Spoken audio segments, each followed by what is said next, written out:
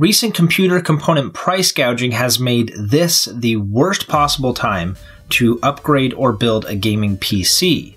Many a hopeful gamer looking to upgrade their system have had to resort to playing older, less demanding games. Most arcade games, for example, can run on something as simple as a Raspberry Pi microcomputer, but it's still not a true arcade experience without arcade-class buttons and joysticks. Thankfully, there are several companies out there that make peripherals for just this situation.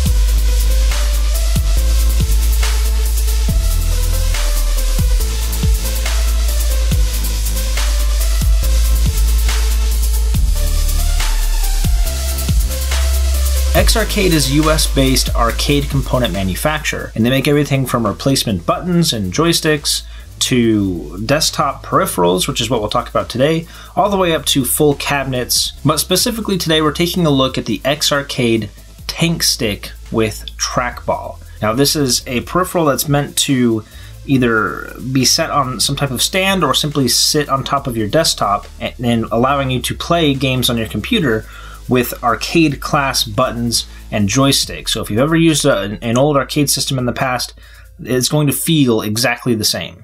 And it does really feel like an arcade experience. I mean, I can probably count on two hands the number of times that I've played a real 80s era arcade machine, and it feels just like that.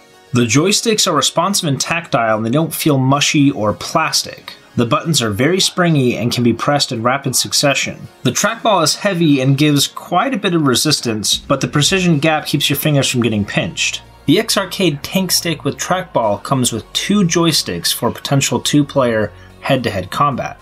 It has an industrial grade 3 trackball, 24 programmable arcade class buttons, USB 2.0 and PS2 connectivity, and there are 2 connectors on this device, one for the trackball, which registers as a mouse on your computer, and one for the buttons and joysticks, which registers as a keyboard. And because it thinks of this as a simple mouse and keyboard, you don't need to go find the latest driver or wait for it to be updated in your computer. You plug it in like you would a mouse and keyboard, and Windows detects it, finds an applicable driver, and you're good to go. And because of this, there is wide compatibility across many platforms. Any version of Windows will run it, Macs, Android devices, Raspberry Pis, all emulators and front ends, and MAME pinball emulation. So basically any platform you want, this thing's probably going to work for it. It also comes with a lifetime warranty, and they don't give really specific metrics around that, other than if it breaks for any reason, you can always send it back. They do say it's good for 10 million uses. They don't say what a use is that 10 million button presses or 10 million gaming sessions? It's hard to say exactly what that means, but essentially they say if it breaks for any reason, it malfunctions, one of the buttons breaks, send it back, they will fix it or replace it for free. And handling the device for a week now, it is a tank. I think Tank Stick is a very appropriate name. But you need an emulator with games. Now, an emulator you can find pretty easily. There's MAME, obviously, which is an open source one that's free. Now that you have your emulator, it's time to get some games on there, but there are some questions surrounding where to find them and how to obtain them legally. Now, the digital version of this game is commonly referred to as a ROM. In order to be as legally as compliant as possible,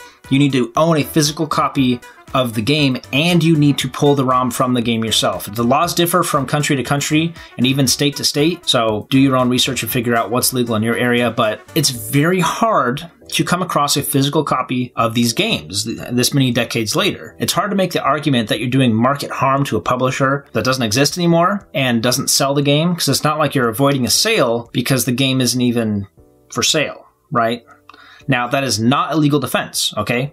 And I'm not condoning anything. That is just an objective observation of the classic arcade games market. The custom PC market is at a breaking point. At the moment, only the most affluent consumers can afford to buy the parts necessary to run modern AAA titles.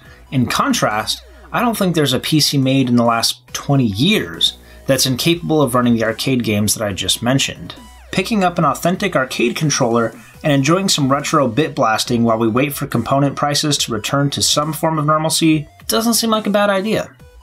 Well, if you appreciated this video, go ahead and give it a like, and also consider subscribing so you know when future videos like this one are available. Also, check out our other videos here. We do a lot of PC builds like the one right here, and also component and peripheral reviews for your viewing pleasure. And if you want to enter giveaways that we do every month and possibly win some free stuff, then check out a link to do that in the video description below.